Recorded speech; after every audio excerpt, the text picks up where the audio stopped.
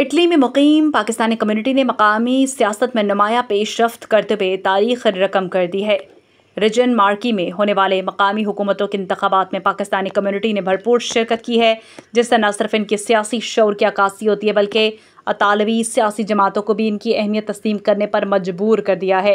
Pakistani community मार्के के सदर जाहिद महमूद की क़यादत में मारूफ समाजी शख्सियत मियाँ नवीद सलीम को अतालवी सियासी जमात मातियो रिचीनी की जानिब से सूबाई सतह पर उम्मीदवार नामजद किया गया है।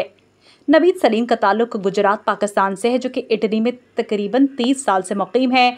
नवीद सलीम इटली में जूते की फैक्ट्री में काम करता है, जबकि खुद का करियाने का शॉप भी है। ये पहला मौका है कि कोई पाकिस्तानी इटली में सूबाई इलेक्शन में हिस्सा ले रहा है, जो कि न सिर्फ पाकिस्तानियों बल्कि तमाम गैर मुल्की बरादरी के लिए एक संग मील की हैसियत रखता है।